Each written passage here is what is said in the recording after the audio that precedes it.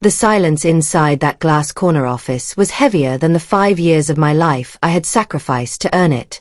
Sitting across from my manager as she tossed my 20-page promotional portfolio onto her desk without looking at it, I realized my entire career had been built on a lie. She told me my work was adequate, completely ignoring the fact that I had personally saved our biggest corporate client and carried her workload for 3 solid years. I did not scream or cry. Instead, I smiled, nodded polite corporate pleasantries, and walked out to my car. As I stared at my reflection in the rearview mirror, a cold shift occurred inside me, and I made 2 silent decisions that would burn their perfect, fragile system to the ground. My name is Standard Reed, and for half a decade, I was the invisible backbone of Vantage Global. Growing up as the eldest of 5 kids, I learned early on that if you do not fix the mess, nobody else will. That survival instinct made me an exceptional operations specialist, but it also made me an easy target for credit-stealing bosses. 5 years ago, I inherited a chaotic, crumbling department after the previous director walked out with all procedural files. I spent months reverse engineering every single workflow, staying past midnight to write flawless, color-coded operational manuals that kept our multi-million-dollar contracts alive. My boss took all the credit while leaving me with standard yearly raises. The day after my promotion was rejected, I stopped playing the martyr and began working strictly by my contract. I arrived at precisely 9 in the morning instead of my usual early routine, and I stopped writing the secret daily briefing sheets that my boss relied on to survive her executive meetings.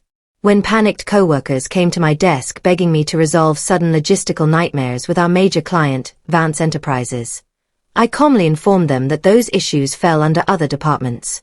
I packaged my things right at 5 o'clock and drove home to make dinner with my daughter, ignoring the frantic buzzing of my work phone as the office began to tear itself apart without its silent engine. By the second morning, the corporate structure was visibly collapsing under the weight of its own incompetence. The executives at Vance Enterprises were threatening to pull their massive account after my manager failed miserably to handle their complex implementation updates without my guidance. When she marched over to my desk demands to know why I had not personally fixed the situation, I simply pointed her to the vast database of manuals I had written months ago. She looked at the hundreds of detailed technical files with total panic, knowing she had never bothered to learn how our department actually operated. I politely informed her that I had other assigned tasks, leaving her to drown in her own negligence. That night, I took my daughter to the park and left my work phone sitting in my bag, completely unbothered by the chaos unfolding behind closed doors. When I finally checked my notifications later that evening, I had dozens of desperate calls from corporate directors and panicked voicemails warning me that our biggest accounts were walking away. The quarterly compliance reports were overdue, 3 primary server integrations were failing, and nobody had the slightest clue how to read the complex systems I had built. For the first time in years, I slept with absolute peace, knowing that my absence was finally exposing the true value of my presence. Walking into the office the next morning felt like stepping into a zone of pure corporate hysteria. Panicked staff members were running between conference rooms while senior executives paced back and forth near the elevators in visible distress. My manager sat frozen in her office while the regional vice president, Harrison Vance, sat waiting for me in the main conference room with a stack of urgent files. The moment I walked in, Harrison looked at me with deep desperation and asked what it would take to save the Vance account immediately. My manager tried to offer me the original promotion on the spot, but I calmly placed my formal 2 weeks' notice on the table instead.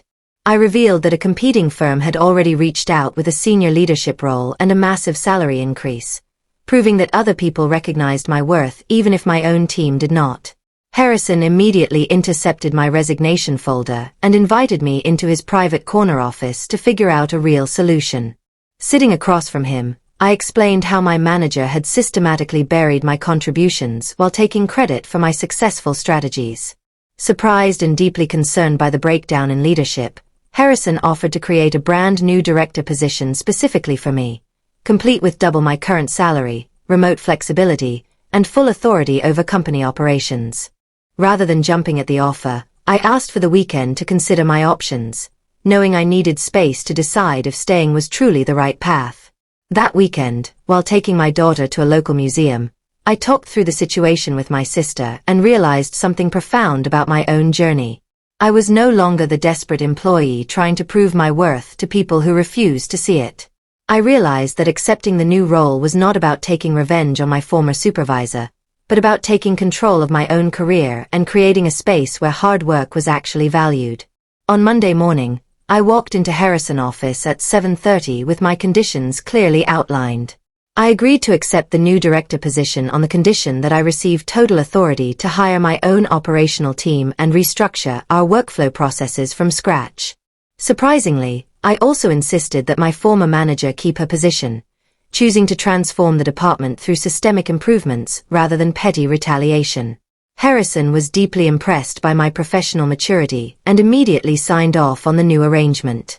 By 10 o'clock that morning, an official company-wide announcement went out detailing my rapid promotion to the entire organization. The shift in workplace dynamics was instant and dramatic as former colleagues who used to ignore me suddenly scrambled to get on my good side. My former boss eventually approached my desk with a complex operational portfolio, admitting for the first time that she had held me back simply because she could not afford to lose my technical expertise. Over the next 6 months, my new team completely revolutionized the company operations, cutting redundant overtime costs while dramatically boosting productivity and employee satisfaction. The massive contract that almost destroyed the company expanded into a multi-million-dollar partnership, directly resulting in my ultimate promotion to vice president. Looking back on that gray morning in my boss office, I realized that being undervalued was the catalyst I needed to finally recognize my own power. Real strength does not come from quietly carrying the weight of an entire company while waiting for someone else to give you permission to succeed.